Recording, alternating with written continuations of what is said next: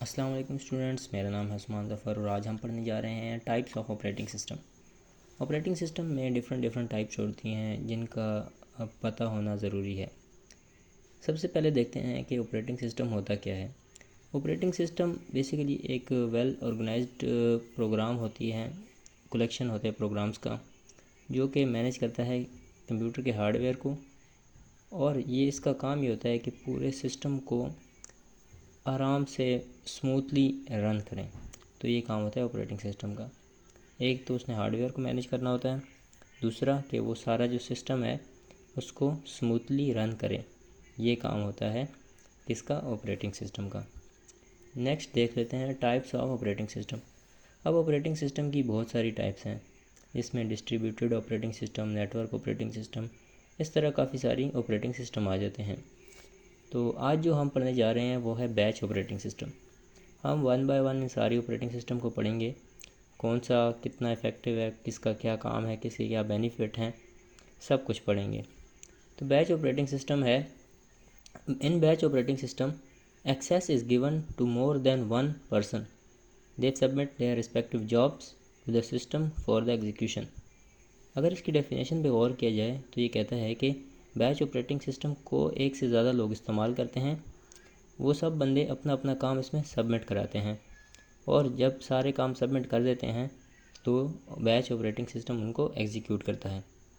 अगर डेफिनेशन से हट कर इसको देखा जाए तो बैच ऑपरेटिंग सिस्टम ऐसा ऑपरेटिंग सिस्टम होता है जिसमें सिमिलर जॉब्स जो होती हैं ना, उनको रखा जाता है और उसके बाद उसको एग्जीक्यूट किया जाता है।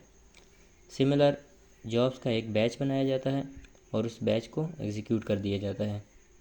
उसके बाद हम इस डेफिनेशन की इस फ्लो चार्ट में देख सकते हैं कि बैच ऑपरेटिंग वर्क किस तरह करते हैं।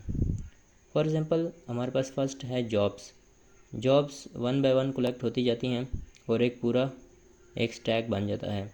और जब स्टैक पूरा इकट्ठा हो जाता है उसमें ये प्रोसेस होता है कि जो जॉब पहले डाली होती है वो पहले एग्जीक्यूट होती है, उसके बाद जो जॉब डाली होती है वो एग्जीक्यूट होती है, उसके बाद इस तरह फर्स्ट इन फर्स्ट आउट का प्रोसेस चलता रहता है। अब जो जॉब सबसे पहले बैच में डाली गई होगी वो सबसे पहले प्रोसेस होगी और उसके बाद नेक्स्ट जॉब प्रोसेस होगी। तो इस तरह one by one jobs process होंगी। अब बैच ऑपरेटिंग सिस्टम में होता यह है कि अगर एक जॉब जो पहले डाली थी वो प्रोसेस होकर एग्जीक्यूट हो गई तो अब यूज़र को शो नहीं होगी जब तक कि सारी जॉब्स एग्जीक्यूट नहीं होती हैं। तो सारी जॉब्स एग्जीक्यूट होने का वेट होगा। जब सारी जॉब्स एग्जीक्यूट होंगी तो सब जाके वापस यूज़र के पास चली जाएंगी। आगे हम देखते हैं कि अब जो पर्पस होता है ऑपरेटिंग सिस्टम का वो क्या होता है। अब जो पर्पस होता है वो ट्रांसफ़र होता है, एक जॉब को दूसरी जॉब तक ट्रांसफ़र किया जाता है, कंट्रोल उसका, जब वो कंप्लीट होती हैं। अब अब इसका ये हमारे पास एक ग्राफ सा भी है, इसमें कुछ प्री डिफाइंड रूल्स लगे होते हैं। अब प्री डिफाइंड रूल्स का मतलब है कि इन प्रोसेस को फॉलो करके ही सारे जो जॉब्स हैं वो करने हैं। अब इनको अगर देखा जाए तो एक रेजिडेंट मॉनिटर रखा जाता है। रेजिडेंट मॉनिटर एक सेट ऑफ रूल्स होते हैं कि इन रूल्स को जो चीज़ फॉलो करती है उसको एग्जीक्यूट करो, जो नहीं करती उनको मत एग्जीक्यूट करो। इसमें चेंजेस नहीं होती, ये सारे जो जॉब्स हैं उनके लिए सेम होती है, किसी एक जॉब के लिए अलग नहीं होंगी, सब जॉब्स के लिए अलग अलग नहीं होंगी, बल्कि एक रूल डिफ़ाइन है उस सब पे अप्लाई होगा और सब उसी को फॉलो कर देंगी।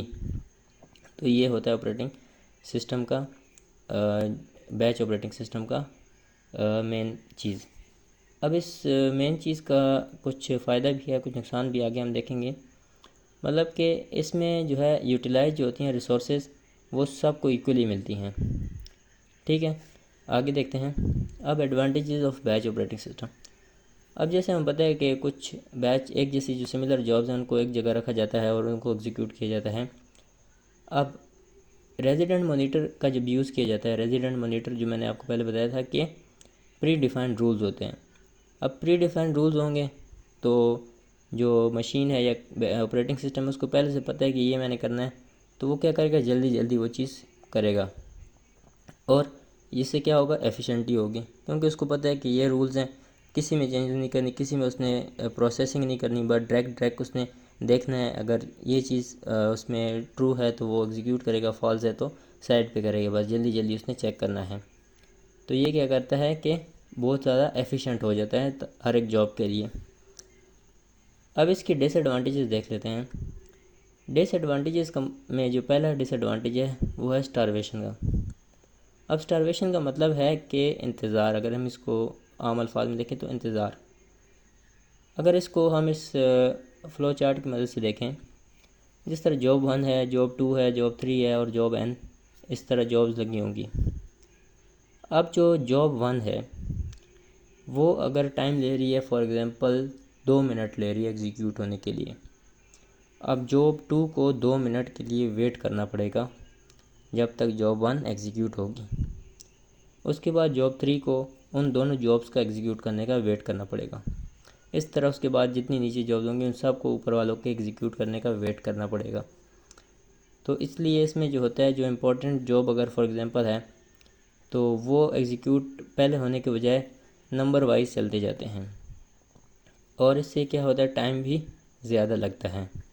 तो इसलिए यूज़र कभी कभी इसको प्रेफर नहीं करता, क्योंकि ये जो है सीक्वेंस वाइज चलता जाता है। जो नंबर 2 इसका डिसएडवांटेज है वो है नॉन इंटरैक्टिव।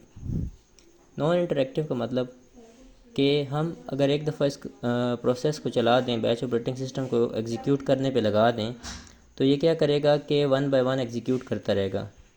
अब 1 बाय 1 ये एग्जीक्यूट करता रहेगा, मगर हमें अगर उसमें कोई चेंजेस करनी हो, फॉर एग्ज़ाम्पल अगर जॉब 3 में हमने कोई नई चीज़ डालनी हो, उसका कुछ स्पेशलाइज्ड चीज़ डालनी हो, तो वो हम नहीं कर सकेंगे। अगर हम करेंगे तो वो हम सब में करना होगा या किसी में नहीं करना होगा। तो इसमें हम इंटरेक्शन नहीं कर सकते। इसमें हमने एग्जांपल भी देखी है कि अगर हमने 2 नंबर्स को ऐड करना है, इनपुट करना है यूज़र से, तो इस केस में हम क्या यूज़र से इनपुट नहीं ले सकेंगे, क्योंकि वो एक दफ़ा क्यू में चला गया तो उसके बाद वो एग्जीक्यूट होगा, और जब वो एग्जीक्यूट हो रहा होगा तब वो यूज़र से इनपुट नहीं ले सकेगा।